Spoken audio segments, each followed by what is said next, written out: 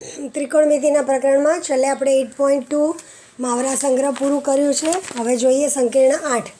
સંકીર્ણ 8માં જે દાખલા છે એમાં પહેલો દાખલો અને પાંચમો દાખલો ખાલી જગ્યા પૂરવાનો છે. એટલે એ તમને હું અહીંયા આમાં બતાવી દઉં છું અને ફોટા ઉપરથી તમે લખી લેશો. જુઓ, પહેલો દાખલો. નીચે આપેલ બહુપર્યાયી પ્રશ્નોના યોગ્ય પર્યાય પસંદ કરો. પહેલું, નીચેનું કયું વિધાન સાચું છે?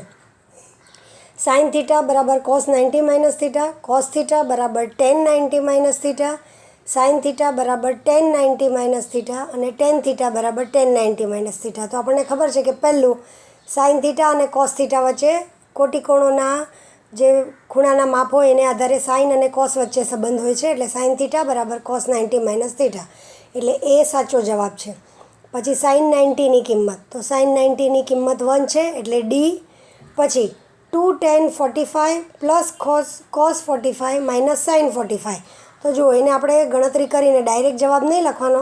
2 ઇન્ટુ tan 45, tan 45 એટલે 1, તો 2 into 1 plus cos 45 1/√2 minus sin 45 પણ 1/√2 એટલે માઇનસ 1/√2. તો માઇનસ 1/√2 અને પ્લસ 1/√2 ઉડી ગયા. 2 ઇન્ટુ 1 એટલે જવાબ 2 છે એટલે સી. બરાબર. પછી છેલ્લે ચોથું, cos 28/sin 62. cos 28/sin 62 એટલે શું? ઇઝી છે. આમાં આપણે શું કરવાનું? આવા દાખલા આપણે આગળ પણ જોઈ ગયા છે. ગણવાનો હોય તો 2 માર્કમાં આવી શકે. આ પર્યાયવાળો છે તો પહેલાં આપણે જે બે રકમ કિંમત આપી હોય એ બેનો સરવાળો કરવાનો. કારણ કે આપણને 28 કે 62ની કિંમત 30, 60, 90ની જેમ ખબર નથી. 28 પ્લસ 62, તમે જુઓ સરવાળો કરો. 28 પ્લસ 62 એટલે આપણને જવાબ મળશે 90. એનો અર્થ એમ કે આ બંને કોટિકોણો છે. હવે cos 28/sin 62, બેમાંથી કોઈ પણ એક કિંમત લો. ધારો કે cos 28, તો cos 28 બરાબર આપણે ઉપર જ હમણાં જોયું કે બરાબર sin 90 માઇનસ 28. કોટિકોણોમાં આવું થાય છે ને. તો 90 માઇનસ 28 એટલે કેટલા થાય? 62, એટલે કે sin 62. બરાબર. તો cos 28 બરાબર sin 62. તો અંશમાં sin 62, છેદમાં પણ sin 62, તો જવાબ 1. ખ્યાલ આવ્યો? અથવા તમે છેદની રકમને બદલાવી શકો. sin 62, તો sin θ આપણે આને કઈ રીતે મેળવીએ? sin 62 બરાબર cos 90 માઇનસ 62. 90 માઇનસ 62 એટલે cos 28. બરાબર. તો sin 62ની જગ્યાએ cos 28, તો cos 28ના છેદમાં cos 28 એટલે જવાબ 1. એટલે બેમાંથી ગમે તે એકની કિંમતને ફેરવો. એટલે મેઇન આપણે એ જ જોવાનું કે આ બેનો સરવાળો 90 થાય છે ને, ત્યાર પછી cos અને sin વચ્ચે તો સંબંધ ખબર જ છે એટલે જવાબ 1. બરાબર. હવે પાંચમો દાખલો જોઈ લો. પાંચમા દાખલામાં પણ ખાલી જગ્યા છે. સેમ આપણે આ જ કોટિકોણોવાળો ગુણોત્તરોનો સંબંધ આપણે એમાં લેવાનો છે. sin 20 બરાબર cos કેટલા? તો 90 માઇનસ 20. 90 માઇનસ 20 એટલે 70. પછી ટેનમાં કેવી રીતે છે? tan θ into tan 90 minus theta બરાબર બંનેનો ગુણાકાર 1 થાય. તો અહીંયા આપણને ખાલી જગ્યા આપી છે. tan 30 ઇન્ટુ tan ખાલી જગ્યા બરાબર 1. તમારી ચોપડીમાં જોજો. તો tan 30 ઇન્ટુ tan 60 કરીએ તો આપણને જવાબ 1 મળે. એટલે કે 90 માઇનસ 30 કેટલા થાય એ અહીંયા લખવાના છે. છેલ્લું ફરીથી આનું ઊંધું સાઇન અને કોસનું. cos 40 બરાબર સાઇન કેટલા? તો 90માંથી 40 ગયા એટલે 50. ત્રણેય સંબંધો જ આપણે મેળવવાના છે. સંબંધો પરથી આ જવાબ મળી જાય. બરાબર. હવે આપણે બાકીના વચ્ચેના જોઈએ. બીજો, ત્રીજો અને ચોથો દાખલો. તો બીજા, ત્રીજા અને ચોથામાંથી ત્રીજો જે છે તમારે હોમવર્કમાં કરવાનો છે. કઈ રીતે તમને બતાવું છું. ત્રીજો પહેલાં સમજાવી દઉં અને ત્યાર પછી આપણે બીજો અને ચોથો જોઈએ. ત્રીજાનો રકમ જુઓ. કાટકોણ ત્રિકોણ XYZમાં ખૂણો x 90 આપ્યો છે આપણને અહીંયા. x 90, XZ 8 અને YZ 17. તો પછી જે કંઈ પણ શોધવા કીધું sin y, cos y, tan y, sin z, cos z, tan z, એટલે કે બેઉ જે લઘુકોણો છે એના ત્રિકોણમિતિય 3 ગુણોત્તરો આપણે શોધવાના છે. મુખ્ય બાબત શું છે? બધું શોધતા આવડે. 2 બાજુ આપી, ત્રીજી બાજુ બાકી કાટકોણ ત્રિકોણ છે એટલે તમારે લખવાનું કાટકોણ ત્રિકોણ XYZ માં ખૂણો x બરાબર 90 ડિગ્રી માટે શું થાય XY² પ્લસ XZ² બરાબર ZY² પાયથાગોરસના પ્રમેય મુજબ આવડે છે બધાને. બીજો દાખલો એ જ રીતનો છે, એ સેકન્ડ આપણે કરશું, ફક્ત એમાં નામ અને આંકડા અલગ. તો 8નો વર્ગ વત્તા XYનો વર્ગ બરાબર 17નો વર્ગ. આપણે 8.2માં છેલ્લો દાખલો જોઈ જ ગયા છે. તમને હું કહેતી હતી ત્રયક, તો જુઓ અહીંયા આગળ ત્રયકમાં મોટી બાજુ આપી છે 17, તો 8 ખાલી જગ્યા અને 17, તો આપણું ત્રયક આપણને ખબર જ છે કેટલું આવવું જોઈશે 15. એટલે તમારે પાયથાગોરસના પ્રમેય મુજબ XY શોધી કાઢવાનું અથવા YX શોધી કાઢવાનું, એ મળે 15 ને ત્યાર પછી તમે બધું sin y cos y tan y અને ઝેડના એવા ગુણોત્તરો શોધી શકો છો. એટલે બીજા જેવો જ છે, ફક્ત આંકડો અલગ રીત એની એ બરાબર. એટલે હવે આપણે બીજો દાખલો અને ચોથો દાખલો જોઈ લઈએ. તો આ તમારું હતું ટેક્સ્ટબુકનું પાના નંબર 113, જેના પર સંકીર્ણ 8નો પહેલા અને 5મા દાખલાના મેં જવાબ આપ્યા છે, જે તમારે લખી લેવાના. હવે જોઈએ આપણે સંકીર્ણ 8નો બીજો દાખલો. બીજા દાખલામાં તમને રકમ શું આપી છે એ જુઓ અને આકૃતિ જુઓ. ચોપડીમાં તમને આકૃતિ આપેલી જ છે એટલે ચોપડી ખુલ્લી રાખજો. કાટકોણ ત્રિકોણ TSUમાં TS બરાબર 5, ખૂણો S બરાબર 90°, SU બરાબર 12, તો sin t cos t tan t તેમજ sin u cos u tan u શોધો. એટલે ત્રીજો મેં તમને સમજાવ્યો એ જ રીતે. તો હવે અહીંયા આગળ પહેલાં આકૃતિ સમજો. ખૂણો S 90 આપણને આપ્યો છે, TS બરાબર 5 આપ્યા અને SU બરાબર 12. તો આમાં આપણે કર્ણ શોધવાનો છે. ત્રણમાંથી કોઈ પણ એક બાજુ આપણને શોધવાની કઈ હોય આપણે પાયથાગોરસના પ્રમેયથી શોધી શકીએ છીએ. તો પહેલાં આપણે લખવાનું, આ ખૂબ મહત્ત્વનું, ત્રિકોણ TSU કાટકોણ ત્રિકોણ છે માટે પાયથાગોરસના પ્રમેય મુજબ તો કઈ બાજુ લીધી TS² વત્તા SU, આ TS² વત્તા SU² બરાબર TU² બરાબર. કિંમત મૂકો માટે 5નો વર્ગ વત્તા 12નો વર્ગ બરાબર TU². આગળ આપણે જોઈ જ ગયા છે. તો 25 વત્તા 144 બરાબર TU². આગળ જુઓ, માટે 25 વત્તા 144 કેટલા થશે તમારા 169, માટે 169 બરાબર TU² માટે TU બરાબર 13. તો આપણને ત્રણેય બાજુ મળી ગઈ.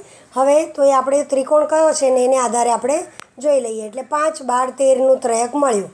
હવે ત્રિકોણનું નામ જોઈ લો અને પછી આપણે જે બે ગુણોત્તર શોધવાના છે. જુઓ અહીંયા આગળ ધારો કે તમને દોરીને બતાવ્યું મેં, આ 90 અને આપણને નામ આપ્યા છે TSU. ચોપડીમાં જોતા જજો. આ TS આપ્યું હતું 5, અહીંયા SU આપ્યું હતું 12 અને આપણે પાયથાગોરસથી શોધ્યું TU બરાબર 13. તો જુઓ sin t સામેની બાજુ SUના છેદમાં કર્ણ TU, તો 12ના છેદમાં 13. પછી cos t પાસેની બાજુ TSના છેદમાં TU, 5ના છેદમાં 13 અને tan t એટલે સામેની બાજુના છેદમાં પાસેની બાજુ SUના છેદમાં TS. તો પછી તમને જવાબ બતાવું છું. SU કેટલું છે 12, 12ના છેદમાં 5 એ મળશે. બંને tan આપણે પછી જોઈએ. પહેલાં હવે જુઓ બાજુમાં sin u, હવે uની સામેની બાજુના છેદમાં કર્ણ, તો TSના છેદમાં TU, 5ના છેદમાં 13, પછી cos u પાસેની બાજુ SUના છેદમાં TU, 12ના છેદમાં 13. અને આ જુઓ તમને ઉલટ સુલટ મળશે કારણ કે બંને કોટિકોણો છે. આ બે કિંમત સેમ, આ બે કિંમત સેમ અને TU એકબીજાનું વ્યસ્ત મળશે. tan u, TU નહીં tan u બરાબર સામેની બાજુ TSના છેદમાં SU. હવે એ બે ગુણોત્તર આપણે જોઈ લઈએ. યાદ રાખજો આના ઉપરથી, આકૃતિ પરથી. અહીંયા SU અપોન TS, SU કેટલું છે 12ના છેદમાં 5 એટલે આ મળશે 12ના છેદમાં 5. તો tan u TSના છેદમાં SU 5ના છેદમાં 12, આનું વ્યસ્ત જોઈ લો છે SU અપોન TS 12ના છેદમાં 5 અને tan u TS upon SU 5ના છેદમાં 12 બરાબર. ત્રીજો દાખલો તમારે હોમવર્કમાં કરવાનો છે એટલે કરી લેજો. હવે ચોથો જોઈ લઈએ. ચોથો રકમ શું આપી છે જુઓ.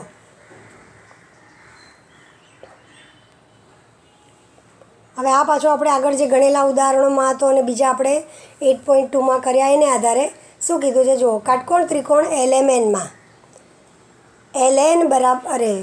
ખૂણો n બરાબર થીટા, અહીંયા આગળ ખૂણો n થીટા આપ્યો, ખૂણો m બરાબર 90, અહીંયા 90 આપ્યું, cos થીટા આપ્યું આપણને 24ના છેદમાં 25. આ મેઇન cos થીટા પાસેની બાજુના છેદમાં કર્ણ 24/25, તો સાઇન થીટા અને ટેન થીટા શોધો. હવે તમને ખબર છે જ્યારે આવી રીતે આપ્યું હોય તો કઈ રીતે શોધાય. પછી સાઇન સ્ક્વેર થીટા અને કોસ સ્ક્વેર થીટા પણ શોધો. તો સાઇન થીટા અને કોસ થીટા છે એને આધારે સાઇન સ્ક્વેર અને કોસ સ્ક્વેર પછી શોધીએ. પહેલાં આપણને કોસ શોધવું છે, એટલે સાઇન શોધવું છે. કોસ થીટા જે કિંમત આપી છે એ લો 24/25. પણ કોસ થીટા એટલે શું થાય, પાસેની બાજુના છેદમાં કર્ણ, એટલે mn છેદમાં ln બરાબર 24/25. હવે તમને ખબર છે આવા દાખલામાં શું થાય, આ ગુણોત્તર છે એટલે આપણે ધારો કે બે બાજુ ધારવી હોય તો સાથે કોઈ એક અચલ આપણે ગુણીએ છીએ, બરાબર. તો ધારો કે mn બરાબર 24k અને ln બરાબર 25k. જો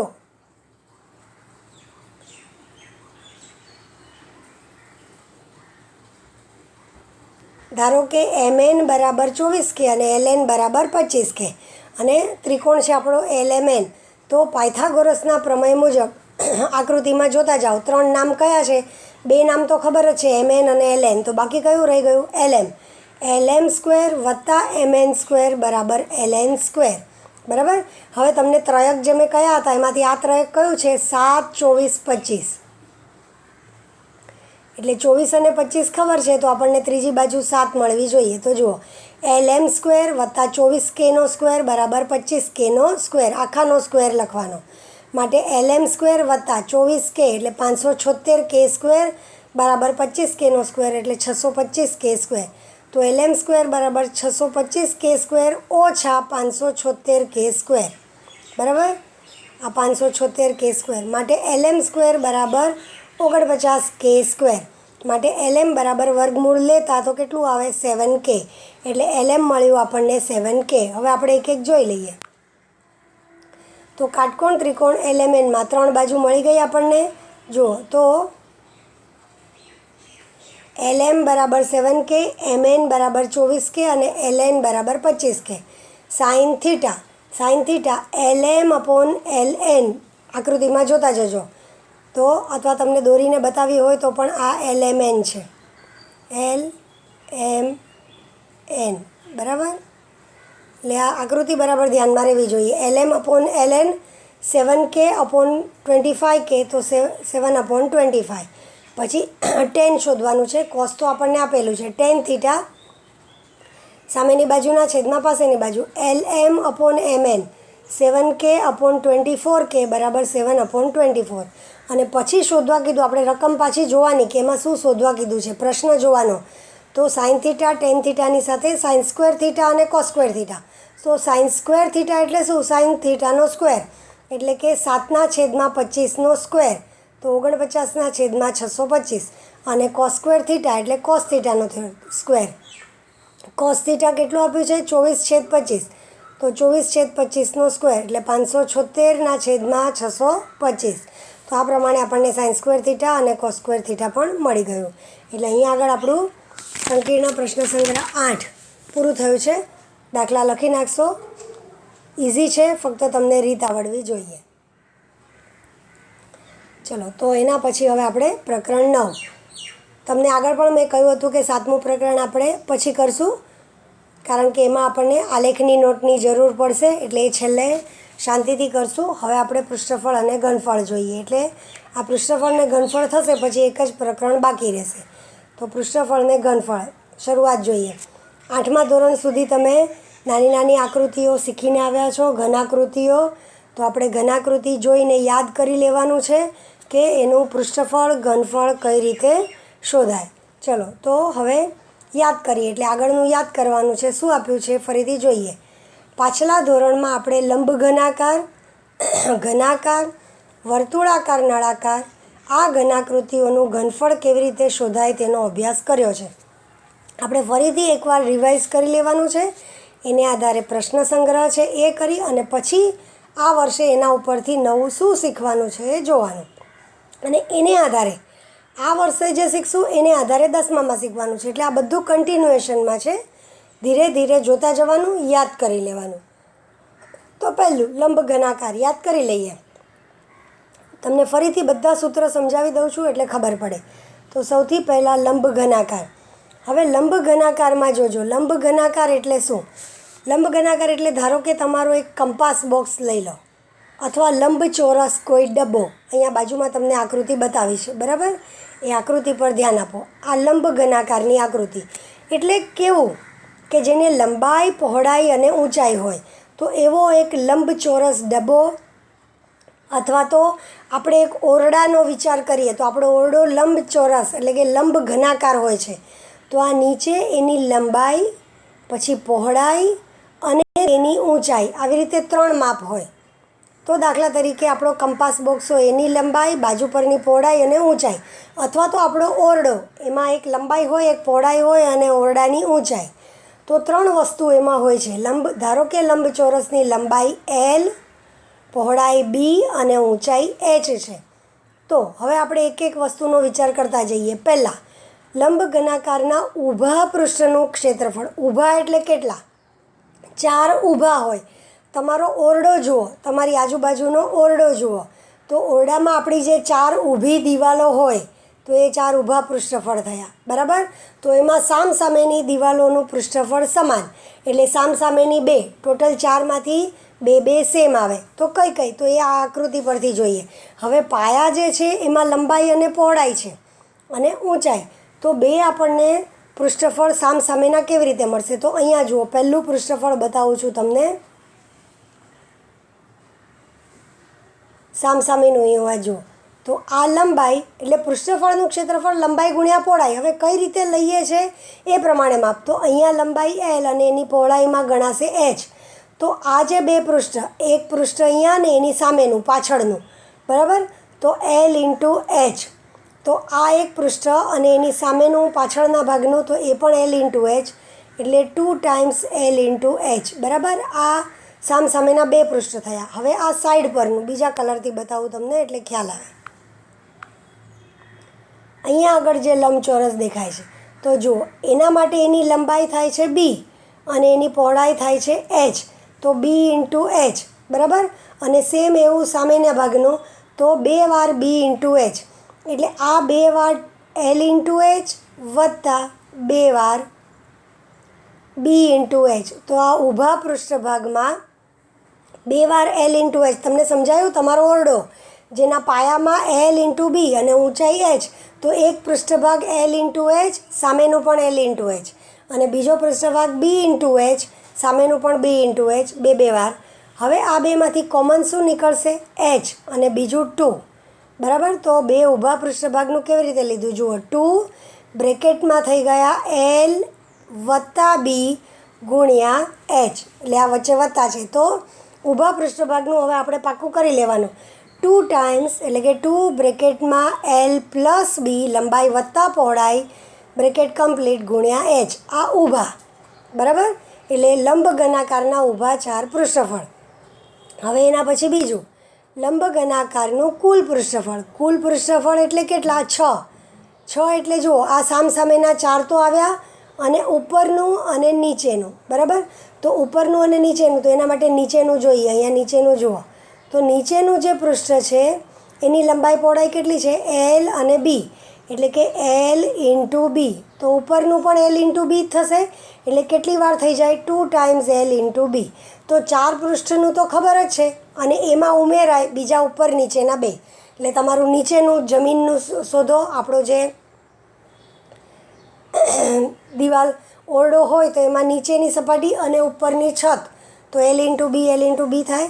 તો 6 પૃષ્ઠભાગ, એના 6 એ 6, એટલે સામસામેના 2 સરખા. તો કઈ રીતે આવે? હવે ધ્યાન આપો.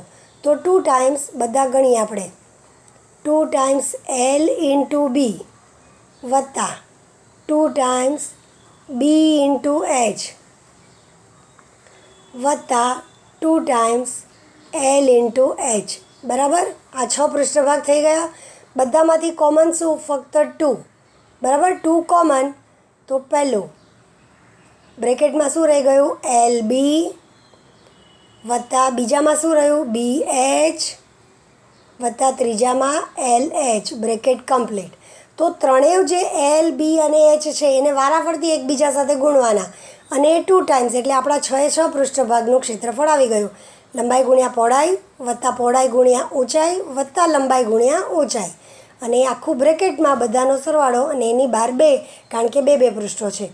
એટલે આ થયા આપણા કુલ પૃષ્ઠફળનું સૂત્ર. કેટલા પૃષ્ઠ છે એવા? 6. હવે લંબ ઘનાકારનું ઘનફળ. હવે ઘનફળ કોઈ પણ આકૃતિ ઘનાકૃતિ હોય એનું ઘનફળ એટલે શું? અંદર રોકાયેલી જગ્યા. તો આપણો ઓરડો જ જુઓ, તમે બેઠા છો એમાં રોકાયેલી જગ્યા એટલે શું? આખું અંદરનું ક્ષેત્ર. તો એ કેવી રીતે હોય? તો એના માટે એક સામાન્ય સૂત્ર છે કે તમારા પાયાનું ક્ષેત્રફળ ગુણ્યા એ આકૃતિની ઊંચાઈ.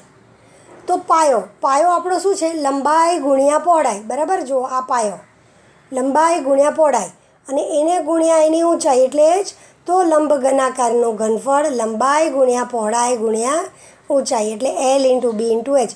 કોઈ પણ ઘનાકૃતિનું ઘનફળ એના માટેનું એક કોમન સૂત્ર પાયાનું ક્ષેત્રફળ ગુણ્યા ઊંચાઈ. તો પાયો લંબચોરસ છે અને એ લંબચોરસનું ક્ષેત્રફળ થાય છે L × B અને એને ગુણ્યા ઊંચાઈ એટલે × H. તો આ થયા આપણા લંબ ઘનાકારના 3 સૂત્ર. ફરીથી રિવાઇઝ કરો. હવે યાદ રાખો, ધારો કે લંબાઈ L, પહોળાઈ B અને ઊંચાઈ H હોય તો ઊભા પૃષ્ઠનું ક્ષેત્રફળ 2 બ્રેકેટમાં L + B × H. કુલ પૃષ્ઠફળ એટલે કે 6 પૃષ્ઠના ક્ષેત્રફળ બરાબર 2 બ્રેકેટમાં LB + BH + LH bracket complete અને ઘનફળ બરાબર L × B × H. બરાબર? એટલે આ થયું લંબ ઘનાકાર. હવે જોઈએ ઘન. લંબઘન અને ઘન એમાં શું ફરક છે? એ બેમાં એટલું જ કે લંબઘન ઘનાકાર જે હોય એટલે ધારો કે આપણો ઓરડો, તો લંબાઈ હોય, પહોળાઈ હોય અને ઊંચાઈ હોય. જ્યારે ઘનમાં પણ લંબાઈ, પહોળાઈ, ઊંચાઈ હોય જ, પણ ત્રણેયનું માપ કેવું હોય? સમાન. ધારો કે તમે પેલા કલર ક્યુબથી રમો છો ને, સરખા કલર ક્યુબ એટલે એક સરખા કલર લાવવાના. એ જે કલર ક્યુબનો અર્થ જ ઘન. તો ઘનની બધી બાજુની લંબાઈ કેવી હોય? સમાન.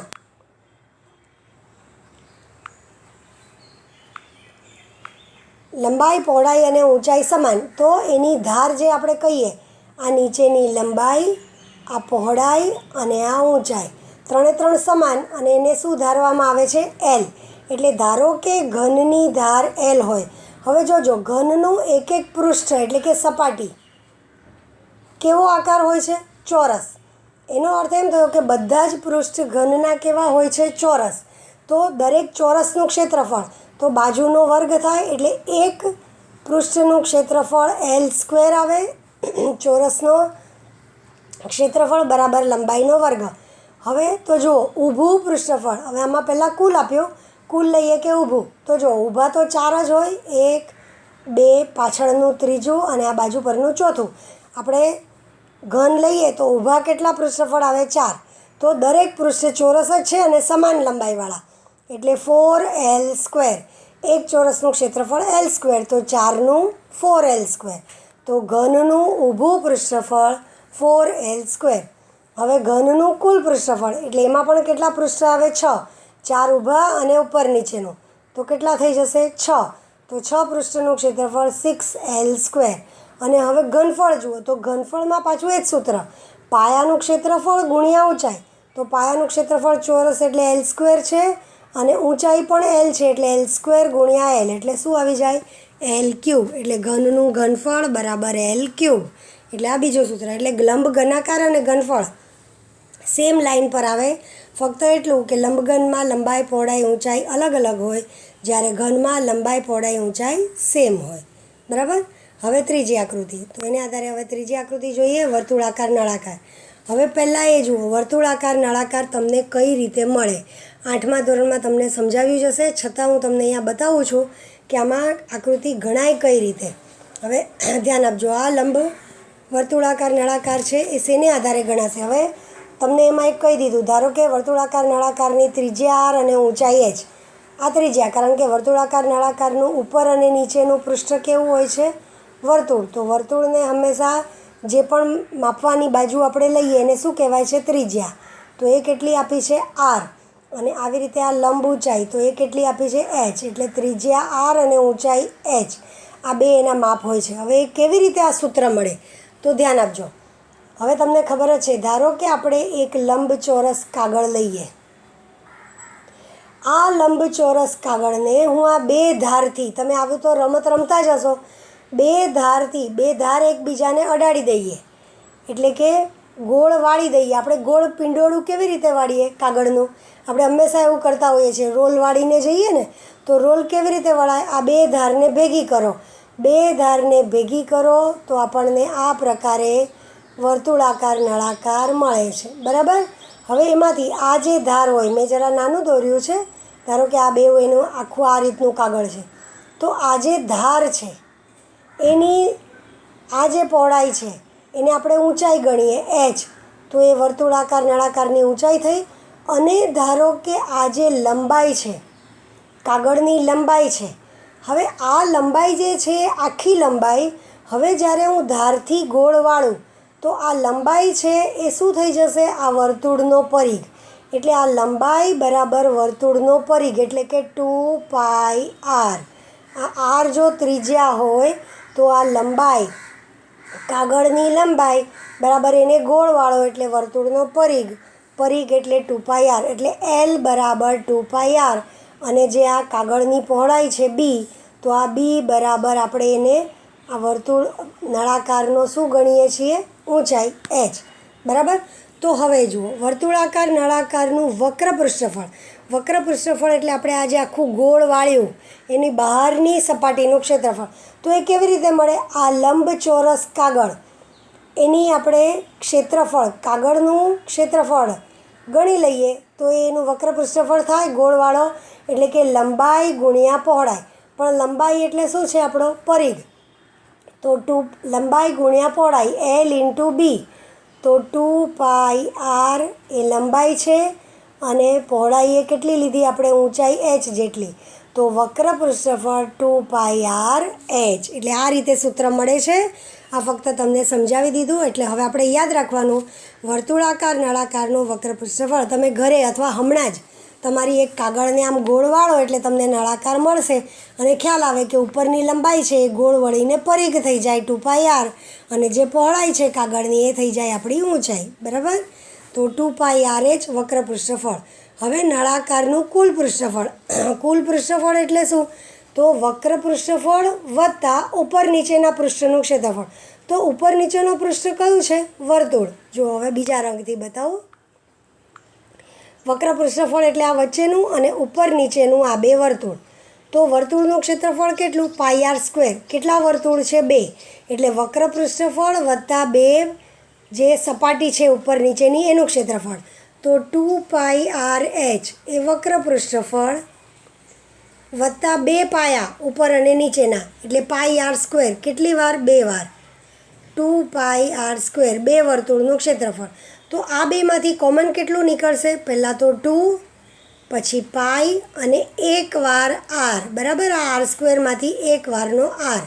તો એનો અર્થ એમ કે 2πr કોમન, બ્રેકેટમાં શું રહી ગયું? આ h, અને આ r²માંથી જે r બાકી રહ્યા એ r. બરાબર. એટલે h વત્તા r. તો અહીંયા જુઓ, એટલે આપણે એને r + h લખીએ કે h + r. 2πr common. વર્તુળાકાર નળાકારનું કુલ પૃષ્ઠફળ બરાબર 2πr બ્રેકેટમાં r + h. જો તમને ફરીથી બતાવી દઉં કે આપણે શું કર્યું? 2πr h વત્તા 2πr². બરાબર. r² એટલે 2 વાર. તો 2πr કોમન. અહીંયા પહેલાંમાંથી શું રહી ગયું? h વત્તા બીજામાંથી એક વાર r નીકળી ગયો અને બીજી વારનો r રહ્યો, એટલે એક વારનો r કોમન. તો h + r લખો કે r + h. આપણને ઇઝી શું પડે એ રીતે લખવાનું. તો 2πr બ્રેકેટમાં r + h. આ થયું આપણું કુલ પૃષ્ઠફળનું ક્ષેત્રફળ. બરાબર. હવે વર્તુળાકાર નળાકારનું ઘનફળ. તો ઘનફળ બરાબર વર્તુળાકાર નળાકારનું ઘનફળ જે છે એમાં ફરીથી એ જ સૂત્ર, પાયાનું ક્ષેત્રફળ ગુણ્યા ઊંચાઈ. તો પાયાનું ક્ષેત્રફળ, પાયો શું છે? વર્તુળ છે, તો πr² અને ઊંચાઈ h.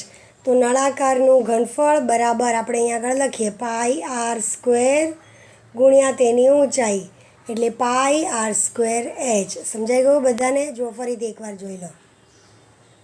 પાયાનું ક્ષેત્રફળ πr² અને ઊંચાઈ h, એટલે πr² h. આ થયું આપણું વર્તુળાકાર નળાકારનું ઘનફળ.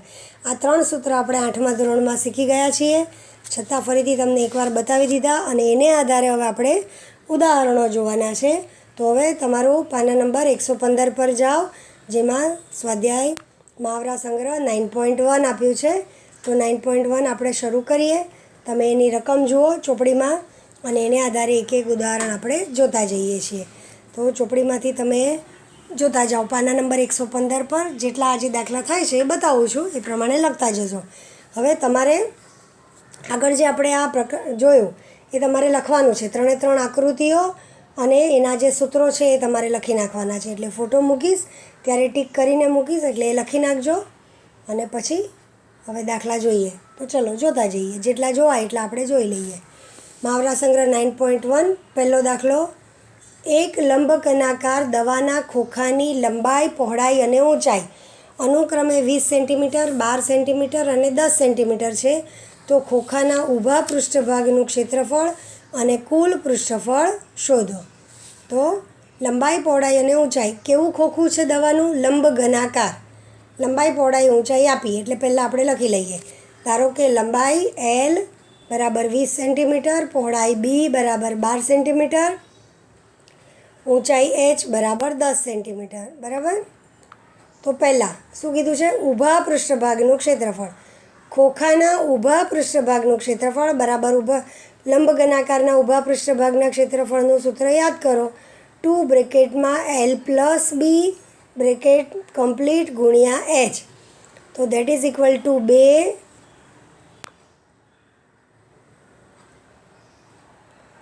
કૌંસમાં 20 વત્તા 12 ગુણ્યા 10. તો 2 20 વત્તા 12 એટલે ગુણ્યા 32 ગુણ્યા 10. ત્રણેયનો ગુણાકાર કરીએ. 32 દુ 64 ગુણ્યા 10 640 ચોરસ સેન્ટીમીટર. તો આ ખોખાના ઊભા પૃષ્ઠભાગનું ક્ષેત્રફળ. પછી આપણને કીધું કુલ પૃષ્ઠફળ. તો કુલ પૃષ્ઠફળનું સૂત્ર આપણને ખબર છે. 2 બ્રેકેટમાં LB plus BH plus LH. કિંમત મૂકીએ. ચલો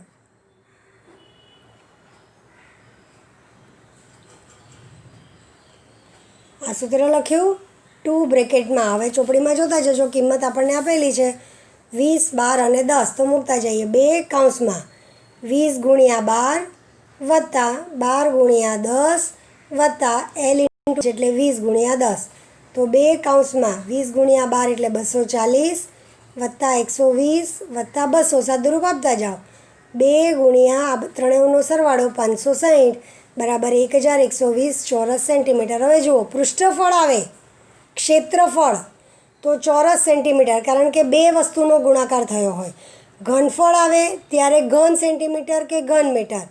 પૃષ્ઠફળ આવે ત્યારે ચોરસ સેન્ટીમીટર કે ચોરસ મીટર. આ બરાબર ધ્યાન રાખજો. ઉપર પણ આપણે જુઓ અહીંયા 1120 ચોરસ સેન્ટીમીટર અને ઉપર 640 ચોરસ સેન્ટીમીટર. એટલે આ પ્રમાણે એકમ બરાબર સમજજો. પૃષ્ઠફળમાં ચોરસ આવે, ઘનફળમાં ઘન આવે. આ તમારે બરાબર ધ્યાનમાં રાખવાનું છે. ચલો બીજો દાખલો. એક લંબઘનાકાર ખોખાનું કુલ પૃષ્ઠફળ 500 ચોરસ એકમ છે. હવે આમાં સેન્ટીમીટર કે મીટર નહીં, ચોરસ એકમ છે. તેની પહોળાઈ અને ઊંચાઈ અનુક્રમે 6 એકમ અને 5 એકમ.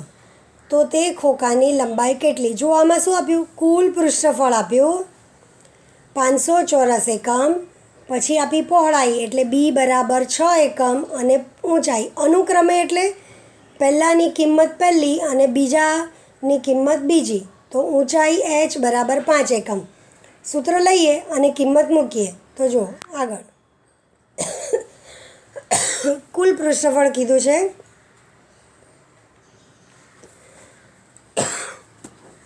ખોખાનું કુલ પૃષ્ઠફળ બરાબર 2 બ્રેકેટમાં LB plus BH plus LH bracket complete. 500 બરાબર 2 બ્રેકેટમાં કિંમત મૂકતા જાઓ. L ખબર નથી, L ઇન્ટુ 6 વત્તા 6 ઇન્ટુ 5 વત્તા L ઇન્ટુ 5 બ્રેકેટ કમ્પ્લીટ. 500 બરાબર 2 કૌંસમાં 6L પ્લસ 30 6 પંચા 30 વત્તા 5L. હવે 2ને આપણે ડાબી બાજુએ લઈ જઈએ. પહેલાં સાદુરૂપ નહીં આપી દેવાનું, 2ને ગુણવાનું નહીં, કારણ કે આપણે ભાગાકાર કરવાનો જ છે. તો જે ઇઝી પડે એ કરવાનો. તો 500 ભાગ્યા 2 બરાબર અહીંયા સાદુરૂપ 6L પ્લસ 5L કેટલે 11L વત્તા 30. તો 500 ભાગ્યા 2 એટલે 250 બરાબર 11L વત્તા 30. 30ને બીજી બાજુ લઈ જાઓ. 250 - 30 બરાબર 11L. તો 250માંથી 30 ગયા તો પહેલાં બતાવી દઉં છું. 250માંથી 30 ગયા તો 220 બરાબર 11L. તો L બરાબર 220/11 આવે. 220/11 તો કેટલા આવશે? 11 દુ 22 અને 0 એટલે L બરાબર 20. જોઈ લઈએ આપણે બીજા પત્તા પર. એટલે આપણને L બરાબર 20 એકમ, કારણ કે અહીંયા આગળ આપણને એકમ આપેલું છે. જુઓ 11L બરાબર 220 માટે L બરાબર 220/11. L બરાબર 20 એકમ. જવાબ લખો. ખોખાની લંબાઈ 20 એકમ છે. બસ આટલે સુધી રાખો. પછી નેક્સ્ટ ટાઈમ આપણે ત્રીજાથી જે બાકી છે એ જોઈશું. એટલે તમને હું ફોટા અહીંયા સુધી મોકલાવીશ, જેમાં આપણને ત્રીજો દાખલો પણ દેખાય છે. એટલે જેટલું દેખાય એટલું તમે લખી નાખજો. બરાબર? આજે આટલું જ. નેક્સ્ટ ટાઈમ તમને આગળના બીજા દાખલા સમજાવી દઈશ. Thank you.